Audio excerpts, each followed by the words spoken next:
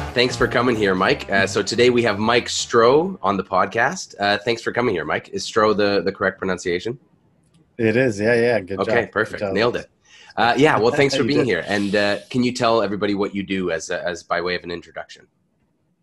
Yeah, I am. I run a company called Starts With Me. It's a consultancy specializing in K-12 education and workplace mental health. Mm-hmm. I'm also becoming a psychotherapist, so I'm like on the finish line of that. I've been doing my master's for the past 2.5 years.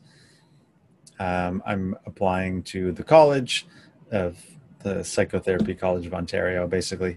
And so, yeah, that's kind of what that's my story.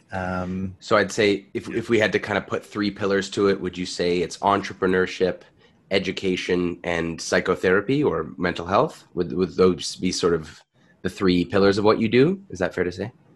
Yeah, that's pretty good, actually. Okay, cool. Yeah. Thank you. Yeah. Yeah, you can have that. Yeah. Some good business coaching right there. Yeah, for sure.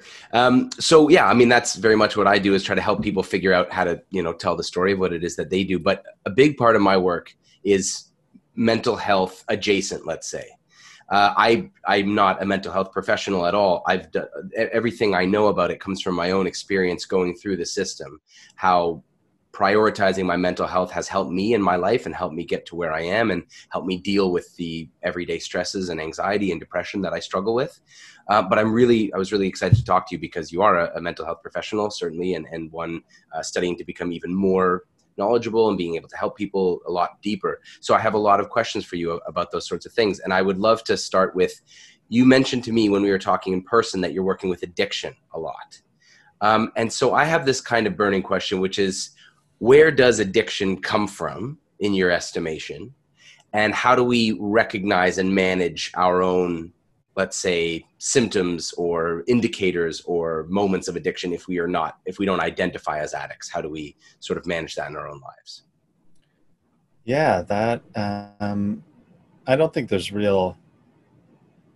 you could say there is consensus and then there's disagreement amongst the medical community / psychotherapy / spiritual kind of world. So I'll speak to it kind of personally and professionally and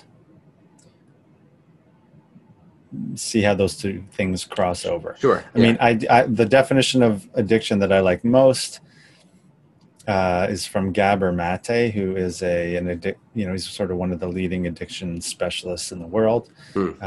He's a medical doctor he's Hungarian Canadian, I guess you could say. Right. But he worked a lot on the Vancouver East Side on Hastings Street. Right. On Hastings Street, and if anybody's ever seen that place, it is horrifying, really. Yeah, I never have. I've heard from people who live there, though. Yeah. Yeah, it's insane. I'll never forget the first time seeing it. I mean, it has cleaned up a little bit lately, but it's still. What did it look like, if I can ask? What's the experience? Yeah, I mean, it's a few kilometers long stretch of high density drug addicts, prostitutes, drug dealers. I mean, it's just, you can't imagine a more condensed place of human suffering in Vancouver, which is one of the most beautiful and wealthiest cities in the world. It's crazy. So he spent a lot of time working there. He's got a lot of great books that describe stuff, but his kind of premise is addiction is any behavior that is a response to some sort of internal trauma or internal pain, suffering, that has negative consequences. So a behavior in response to trauma, pain, that has negative consequences. And no matter how much the individual wants to stop that behavior, so it could be drugs, sex, gambling, shopping, eating, whatever, no matter how much they want to stop, they can't. Right? So no matter how bad the consequences become, they still can't stop. Right. And so that's sort of the definition. And what I like about it is the reference to the internal suffering. So, another way to think about it is drugs or alcohol or whatever is not the problem. It's the solution. So once we can kind of wrap our heads around that, then we can say, okay, well, that solution is not working very well. We need a different solution. Right. And the problem is the internal trauma, the internal pain, it's like whatever it is, the person is using the drugs to self-medicate. That's what needs to be healed. Right. So by healing that, the impulse and the desire to use the drugs goes away. Right. I kind of like that shift because, for so often it's seen as, individual vices, and the problem is in the substance or the activity itself rather than dealing with the root causes. And it seems to be a shift. And there also seems to be a kind of society-wide shift in general in terms of conversations towards root causes. Like, I'm thinking about the protests that are going on right now. People are thinking, okay, instead of saying like, well, this is just one incident here and one incident there, there seems to be some kind of deep underlying issues that are that are a thread between all these different issues. So we want to address the root causes rather than just each thing and treat it like an isolated incident. And there's something very powerful about going, okay, well, I have some trauma and some pain, and until I look at that, nothing is going to quite help. It's all just going to be a Band-Aid. So if you meet somebody who's struggling with this stuff, what are the questions that you think are most important to get at to start getting to these root causes? Yeah, I mean, number one is, do you want to stop? Because that's a big question. If the person doesn't want to stop, then there's nothing you can do. Right. They have to be ready. Because you have to be ready, right? So that's one. And in their mind, they're never going to think it's a problem because maybe it's not for them, right? So that's a big one. The other might be, one, do you want to stop? And two, what is it that you want out of your life kind of thing? So that could be as simple as, I just don't want to be getting high anymore or getting drunk. And that's a good enough goal in and of itself. It doesn't really matter what gets a person to that point, but if they're not at that point, then there's no hope. There's no chance. Right. And so we think it's more complicated, but it's really not. It's like, do you want to stop? Yes or no? If yes, are you willing to admit that you have this serious problem? And are you willing to go to any lengths to recover? That's another thing. It's not easy. There's a saying, it's simple, but not easy. And so it is simple. Here's 5 things you need to do and you will recover. But sticking to it, I guess. Dealing with all the shitstorm of emotions and relationship problems and past guilt, and there's a lot of that. So it does take a lot of work, inside work. Right. So this inside work, like, it seems like it starts with needing a really strong reason, what people in the business world would call the why. Like, Simon Sinek talks about start with why. And I think about this a lot as an educator and a coach, because if I can't convince somebody that what we're working on is worth it to what they already value in their life, to what they already want, then they're not going to listen to me, really. They might kind of listen and pick up some tips. And if I can be entertaining enough, then they'll be like, oh, that was cool. But to really affect some kind of transformation, they need to buy in on a certain level and go, this will really help me with what I actually want in my life. So I actually use the same question, which is, what do you want out of life, to establish that first. And then, so you mentioned that getting rid of an addiction is kind of a good enough goal in and of itself. But what about trying to figure out where people want to get to? And what's stopping them? How do you approach that? And how do you tackle that with somebody who's really struggling with something, but look past just the, I want to quit, I want 30 days sober, or and take it one day at a time, but kind of painting that picture for them. How do you do that? Yeah, I mean, that,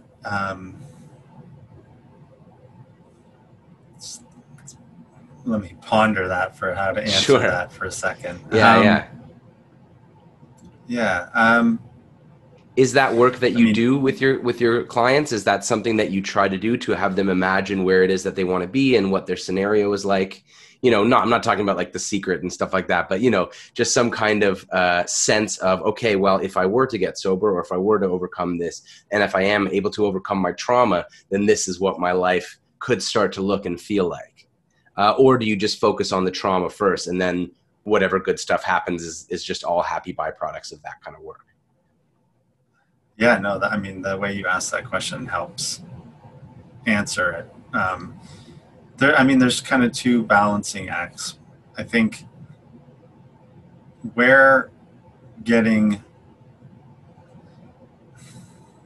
it's such a, I'll give my example first, and then I'll give another example of how it might look like for someone else. So, I started getting high at 12, and by about 15, and I was a chronic drug user. Can I ask what the substances were? Was it weed, or do you get into harder stuff at that age? Yeah, I started with magic mushrooms, or psilocybin is the scientific name. Right. I knew that I could get high from weed 24 hours a day and not die. Mm-hmm. So that's a sign of a, dysfunctional relationship to a substance. But yeah, I did lots of other drugs. I'd say primarily mushrooms, acid, ecstasy. I stayed away from cocaine and perhaps other stronger drugs because I knew I would die. Like I knew my habits and patterns would probably lead to death. And so that was enough to scare me. I drank alcohol a lot too, but weed was the one thing I could be. I remember thinking distinctly, I can get high 24 hours a day and not die. At probably 14 or 15 years old, I made that it was as if, I made this brilliant discovery, I could self-medicate forever and not die. What a brilliant freaking decision, Yeah.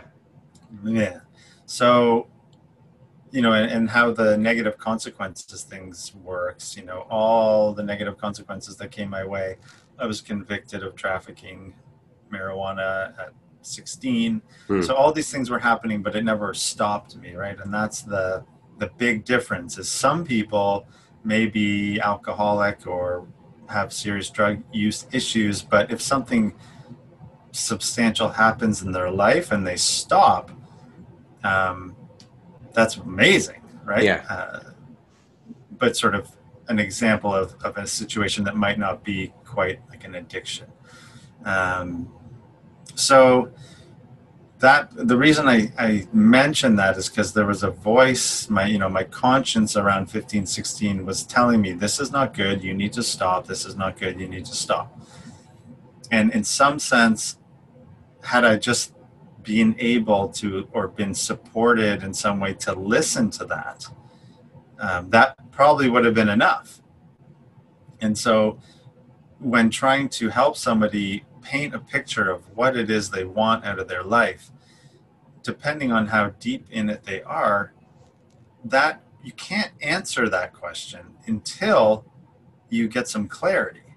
And so that's why it's a difficult thing to answer, because if when I first got sober, if I thought, here's what I'm going to do, here's all these amazing things I'm going to be and become and blah, blah, blah, that would have come from the same sort of delusional mindset that I was in as an addict. Interesting. Does that make sense? Yes. So just to clarify, so I understand what you mean. Yeah. The mindset that you have when you're an addict has a lot of delusion in it, because there's, I guess, a lot of justification and rationalization for your behaviors that are really just coming from this place of pain and desire and impulse. So you're like, I got to go do that. But then in your brain, you're going, because it makes sense, because I need to do this. And if I don't do that, and that's the sort of, let's say, confirmation bias, or like, reverse engineering of why you're doing what you're doing. But so you're saying, so if you made any plans from that mindset, it just would have been as rationalizing and false, because it wasn't coming from a place of mental clarity. And does that imply that you can't really have any mental clarity when you're in the throes of an addiction in any sort of part of your life? Yeah, 100%. Some of the suggestions from the recovery community, and one recovery community might be, some of the things are: don't get into a relationship until you've been sober for a year. Don't seek psychiatric care until you've been sober for a year. And that's a big, I guess you could say, rift probably between the medical, because, and I agree with that, I would say, not to say, if somebody is experiencing psychosis or they're severely depressed, all those kind of things, you should go and see a psychiatrist for sure. Yeah. But as a general rule is, because, for me, I was literally high 24 hours a day for almost 18 years. Yeah. And so I was hard to make a little boy. Yeah. Yeah. A little boy in a man's body. And until I had some, I don't know, like distance from those delusional thoughts and it would have been very difficult for me to make any decisions that were rooted in a healthy center. Right. And so, we started talking about how do you help somebody paint a picture of what it is they want out of their life. I think in some sense, just not this is enough. Right. Right. I not don't want this. First. I know that. Right. Yeah. First, not this. And then we go from there. Yeah. And because the answer comes from the healing. And so you could say the answer comes from the presence, right? Being present in each moment, so to speak. And I would say also, at least for me, the answers came from a connection to the universe. I hate, if you 10 years ago, you would ask, I'm actually going to say the word God, right? So not a Christian God or a Jewish God or, an Islamic God, like just God, whatever that means to you. And so to me, that means kind of the universe or the unknown. So once I got connected to that, once I had some healing, I got psychiatric care, I got psychotherapy, I got anything I could get my filthy hands on.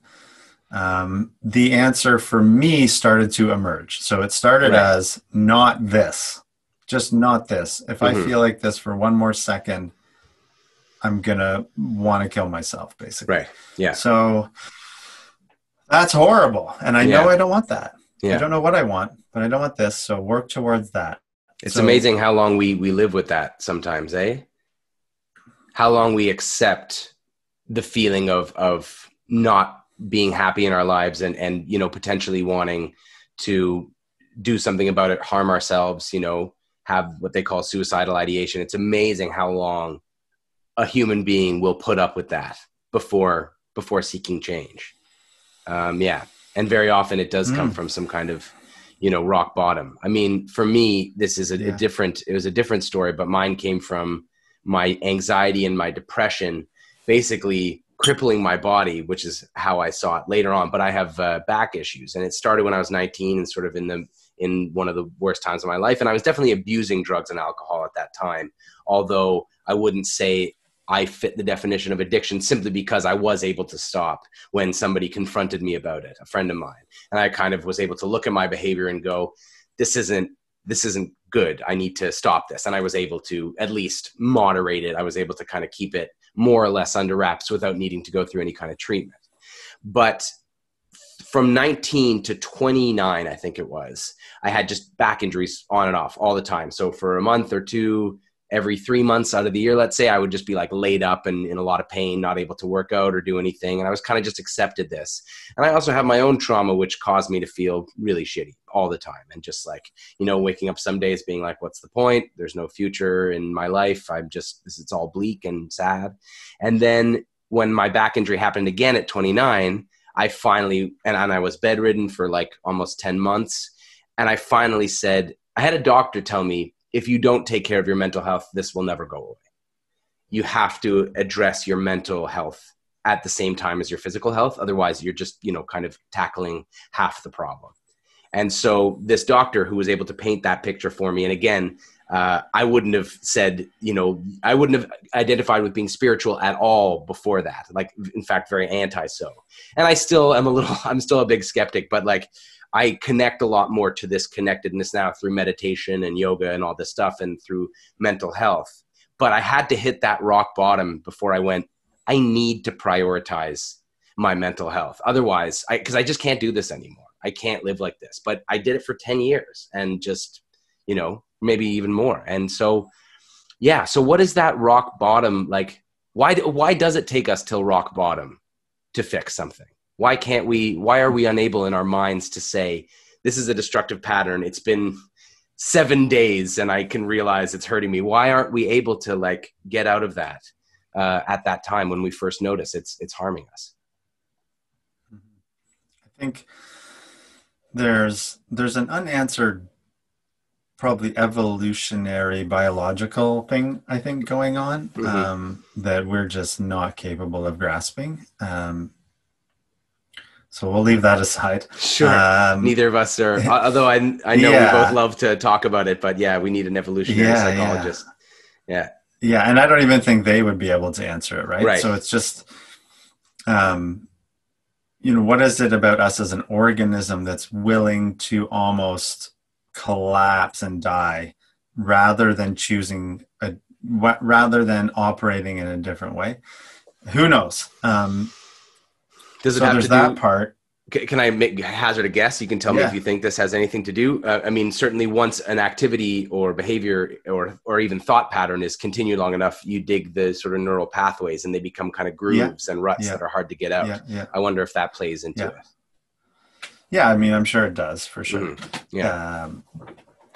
So part of healing is creating the different pathways, right? And strengthening those. So there's, excuse me. I got lost in my train of thought. But one thing is everybody's bottom is different. So which makes it difficult to heal because we're so conditioned to compare ourselves to other people. Right. So I would say, my brother lives with schizophrenia, and there was a part of me that would think, wow, well, I'm not as sick as he is. Yeah. So I must be not that bad. Right. Or I would compare myself to what at the time I thought was a drug addict, the person downtown living on the street, shooting up heroin or whatever it is. Yeah. I would compare myself to that one. Yeah. Yeah. I'm not that bad. I'm not like that person. So it's really important to help people orient to self-reference points. A nice saying is a person's bottom is when they decide to stop digging. And I like that. It's because it's so personal and individual. And so again, back to this point of how do you help somebody get to that point? As a therapist, I would say all you can really do is help open up the pathway so they can see more of what's happening for them at the time. Right. And the more that they can open up to whatever it is that's underlying their behavior patterns and their impulses and emotions and thoughts, that's sort of the pathway through, because people get so closed off to experiencing what's happening for them that it's incredibly difficult to snap out of that. Sometimes it's a traumatic event, an overdose or a suicide attempt or whatnot. But the other point to that is until the pain of stopping gets worse than staying the way you are, right? Like that's sort of the thing. If it hurts more to stay how I am than to change, then I'm ready to change. Right. But if it doesn't, that's a simplified way to do it. Yeah, right? yeah. But it is, I do believe the last thing is just that I do think it's a spiritual thing, right? So whether that word has all kinds of loaded, it doesn't throw that word out. Right. It's a human being soul or spirit, or that Condition. I Yeah. do think is the Yeah. crux of it Right. all.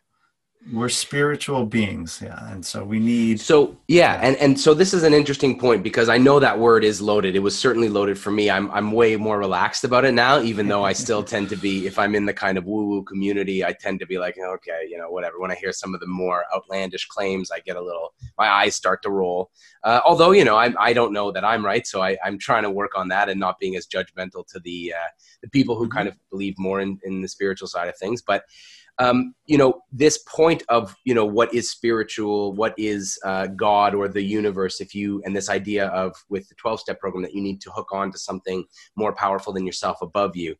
And I think a lot of people are driven away from AA and NA because of the sort of what they perceive as the very religious aspect of it. But this feeling of connection that you're talking about, that I also experience when I do stuff like meditation, and the more I talk about mental health and the emotional side of our lives, is that it's just about what makes us connected as conscious creatures. So if you know that anybody that you're looking at, and even most mammals and other creatures that you can see kind of walking around, they are capable of experiencing the same emotional highs and lows that are so potent to you.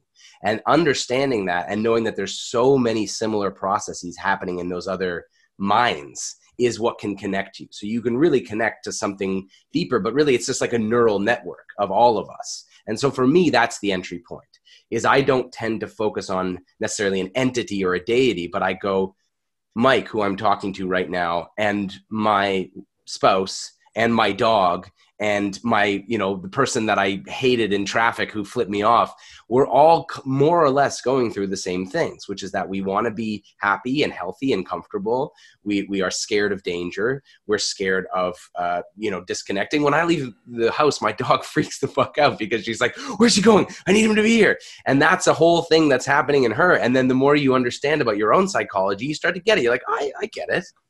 If I didn't understand where I was going logically, I'd be freaking out every time my wife left the house. I'd be like, what are you doing? Here's where the safety is. Don't go out there. But, we just have a bit more layers of abstraction that we're able to do than dogs. But you understand the underlying emotional drives and, the sort of pleasure, pain principle and all that kind of stuff. So to me, that's the connection. And I wonder if if the scientific community and the spiritual community could figure out a way to articulate that better, maybe make a more kind of middle ground. Because I sometimes feel like there's so many of my clients are at odds with that because they're tech people or they're data-driven people. So anything about spirituality makes them go, oh, shut up, And I wonder, how do you think about that kind of difference between the scientific and the spiritual community? Yeah, I mean, I think that there is convergence happening. There's also a ton of research that suggests people that do have a more spiritual, religious bent to them are healthier and happier over the span of a lifetime. So, take that for what you will. But the evidence is pretty clear on that. And does that have to do with resiliency? Meaning when they go through a negative event, there is some overlying narrative that they can lean on to help them through? Perhaps, I mean, probably. I'm not sure the details of the research. Right. But yeah, that would be part of it for sure. I think another way to simplify it, and this is the way that helped me come around, is just my idea. So the first thing to bring clarity to as well is this idea of the 12-step thing and a higher power. So it's very clear in the 12-step program, it's a spiritual program, not a religious one. Right. The higher power can be the group. The higher power could be the tree in front of your house or apartment. It could be anything. But to me, the crux of it is that it's just not my own self-will. Right. Because it's my self-will that causes my suffering. It's my desire and my need for something that I think I need and can never fulfill that causes me suffering. Right. So if I can let go of that, then I'm connected to something other than my own self-will that heals and that is soothing. And so it's not about a deity, and it's not about a text that tells us the story of creation and etc. like from a Buddhist perspective, I'm not a Buddhist scholar by any stretch, but it really is just connecting to consciousness or to the source of the universe. Like, what do we think all of this comes from? It's so ridiculous. We're sitting here talking through a computer. I have a microphone, these wireless. I mean, it's just so beyond comprehension. Yeah. And our obsession with trying to comprehend it, and if you talk about the data driven linear thinking, kind of all that kind of stuff, there's tremendous power in that, but it's so limited in its understanding of humanity and right. And so that's where people get stuck there, I would say. It also can be a little bit scary to let go of your egoic orientation to the world and a need to understand everything. And so there's a bit of that, I would say. Yeah. Can you truly it's just about, yeah. Sorry, I was just wondering if you can expand on that idea of this sort of egoic view of the world. Because I feel like the term ego also is misused or misunderstood a lot. So can you clarify what is, like, from a psychotherapeutic point of view, what does the word ego mean? Yeah, I mean, I would just say, if you want to, I would just Google that and learn about it that way. Sure. I think Freud is probably the most well-known person for bringing that term to life, and he has his own explanation of that. From a more wisdom, consciousness, maybe mythological perspective, you might say the ego is simply the development of our self-awareness in a weird way. So when we became aware that we weren't just animals in the savannah anymore, that was like the emergence of an egoic orientation. I exist. Here I am. Mike is here. I think, have a relationship to Mike. Yeah, which is also limited, right? Because that's not true. I'm aware that I'm thinking, therefore I am. Because we're a consciousness who's aware of the thinking. Right? So that's a huge, important distinction. You are consciousness, and you're aware of your body and your mind and your thoughts and your feelings and etc. in consciousness. So and you can only, I think, the only way to grasp that thoroughly is through meditation. Well, not the only way, but that's a helpful way. And it's kind of a tried and tested tool. That's why I'm a big proponent of it, is just even the most diluted Western, like, meditate so you can go crush it in your sales numbers kind of thing. Even that is still very powerful. And, with all the brain scans we have and all the science that we are able to put onto meditation through, MRIs and self-reporting of feelings before and after, and all the ways that we have of measuring this stuff, it's very clear that meditation just works on a pretty high scale for most people in most places most of the time, as long as it's done kind of more or less properly. So yeah, for me, meditation was a huge part of my recovery. And when I say recovery, I'm talking mental and physical, not so much recovery from addiction. But and so if you could clarify, because I would love I know how I define it and what it did for me. My definition of meditation is basically, mindfulness meditation is the practice of paying attention. So just simply practicing your brain to paying close attention to exactly what it is that you're doing, how you interact with the environment around you, what sounds are happening, the feelings you can notice. Focusing on something like your breathing, and then focusing even more granularly on a point of your breathing. So, like, sometimes they tell you to focus on the space in between the in-breath and the out-breath. And by consciously choosing to pay attention to certain things and block out all those thoughts that we have, noticing them as they come in and then letting them go, and paying attention to all that, and then bringing your attention back to something, you are just sharpening your focus. The more you sharpen your focus, the more you tell your reptilian brain that you are safe and that you don't need to be on your guard, because you're paying attention to all that's around you, all the distracting thoughts you can kind of start to let go of. You can slow your heart rate down. And so it's basically a tool for focusing, blocking out distraction and calming the mind and nervous system.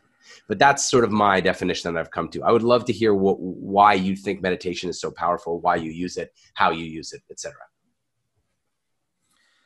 Yeah, the first thing would just to finish the ego kind of thing. Oh, yes, sure. I think, yeah, no, it's okay, because it ties in. The ego is really anything that acts outside of awareness. Right.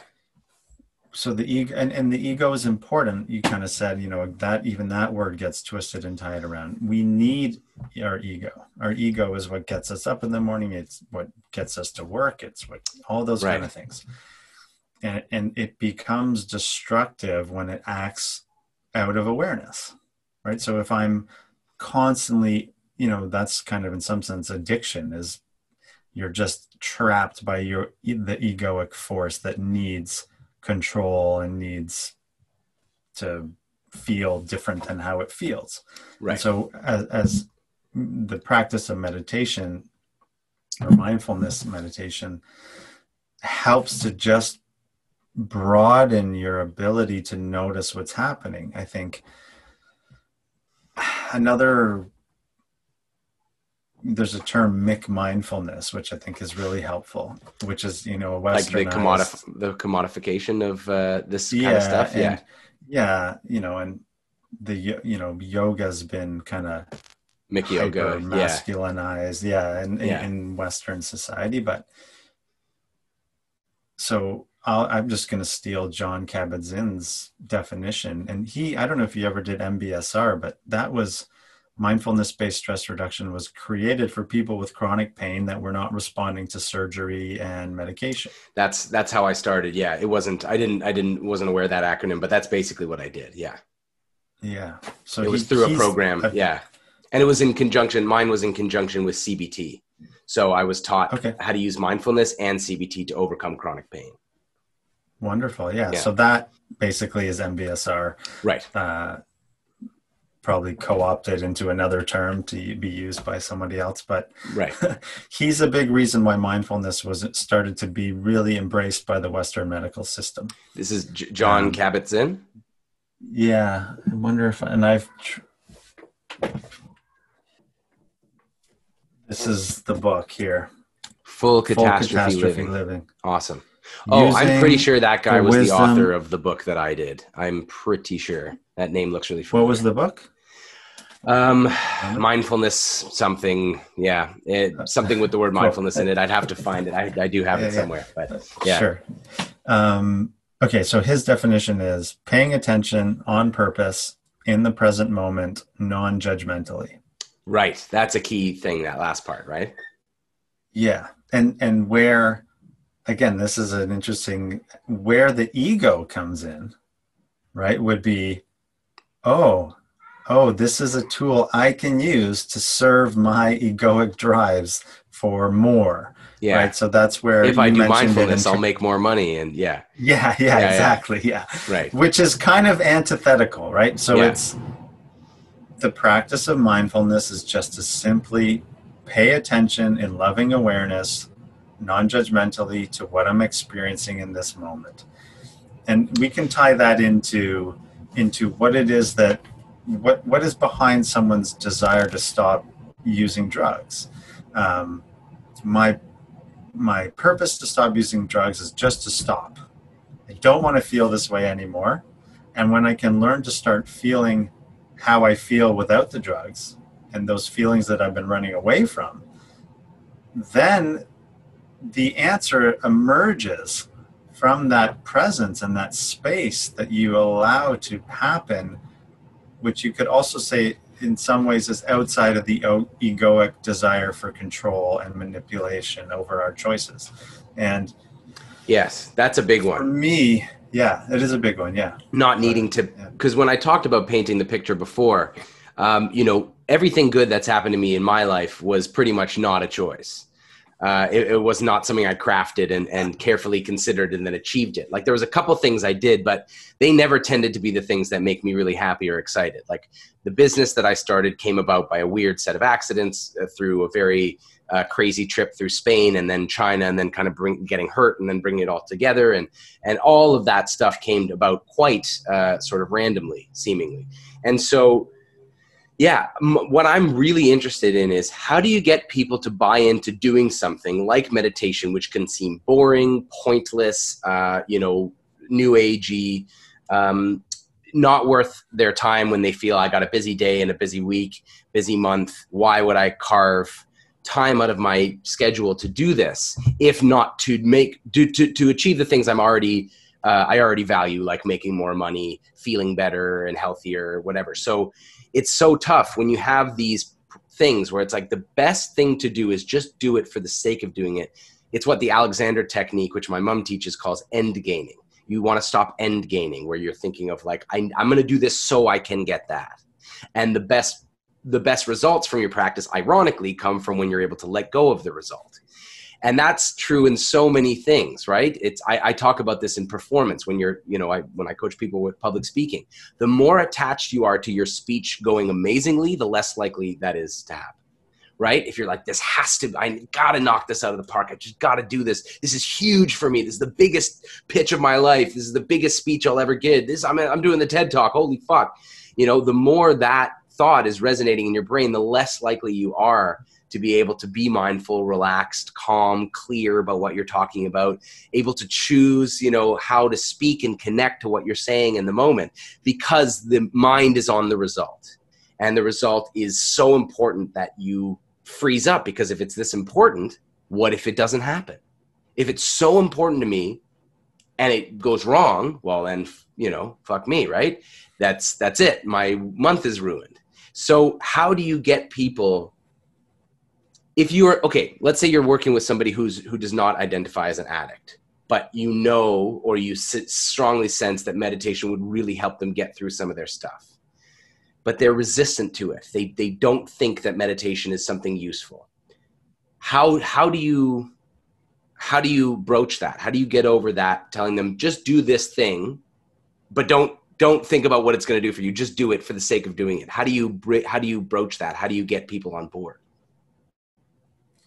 And, the cheeky answer is that's just more ego, right? That's just more, I need to convince this other person of something I think is right, or that is proven to be right. Mm-hmm. And if they would just listen to me, then they would X.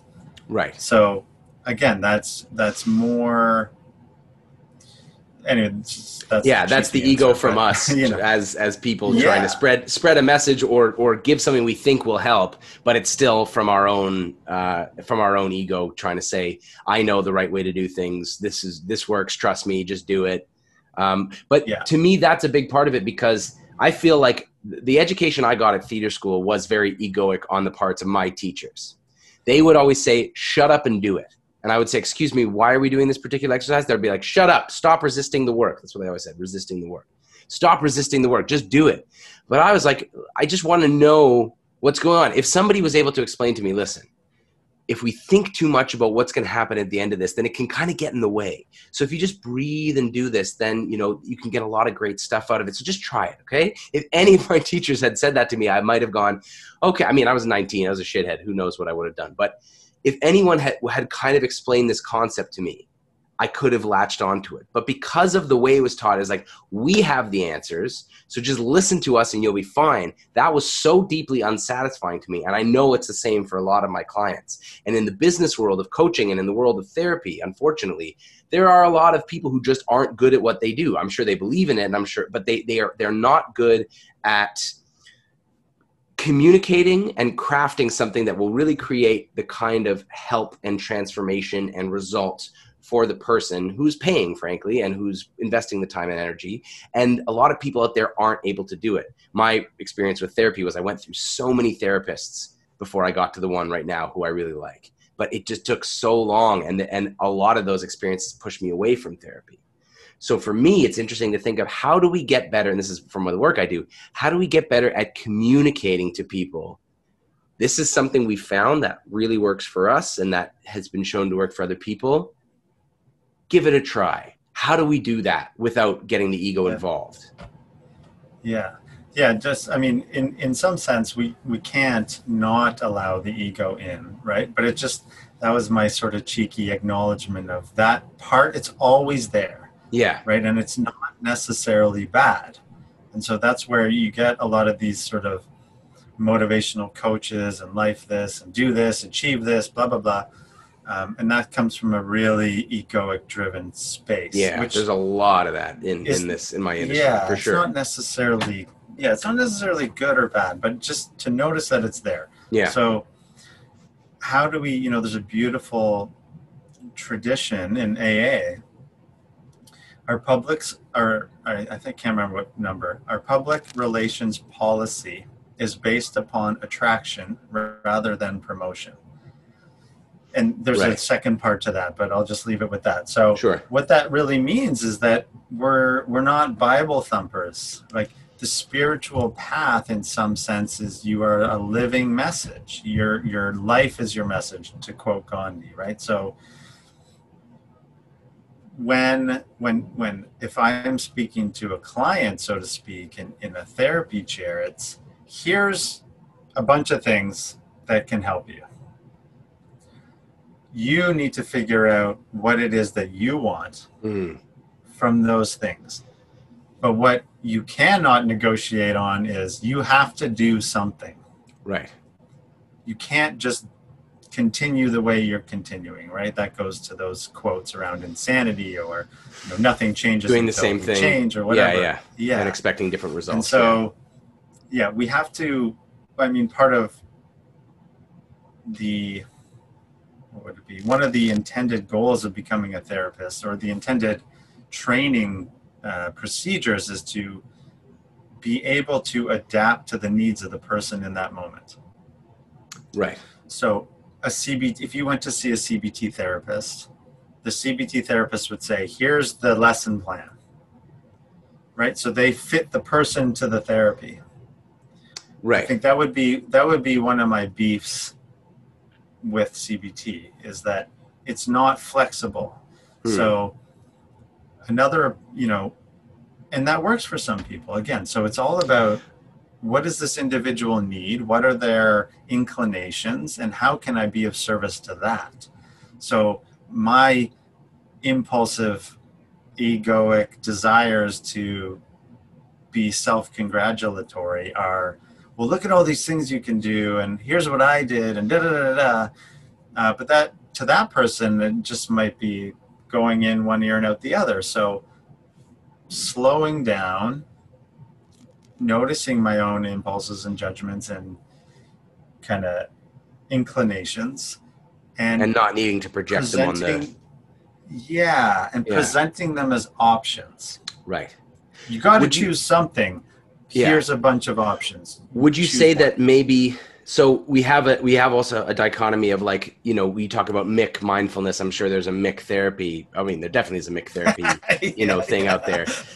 So it's like, so if you're an entrepreneur and you have a message, and, some entrepreneurs are sincere in their message. Some think it's going to make them money and they don't care about the people they help, and everything in between, right? Obviously, as entrepreneurs, we like to think that we're trying to help people.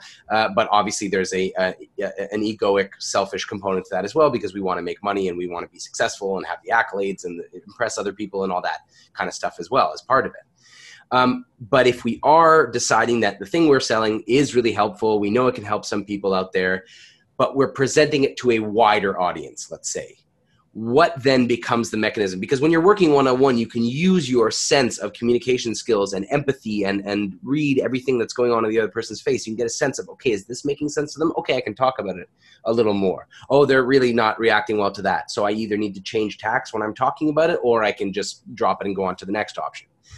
But when you're putting something out on social media to a wide audience to say, here's what I believe in, you kind of have to plant a bit of a harder and deeper stake in the ground around what you think is helpful, right? Because you kind of have to say, this is what I think works. People who are going to mess with it, great. And people who don't feel it, they'll go on their own separate way.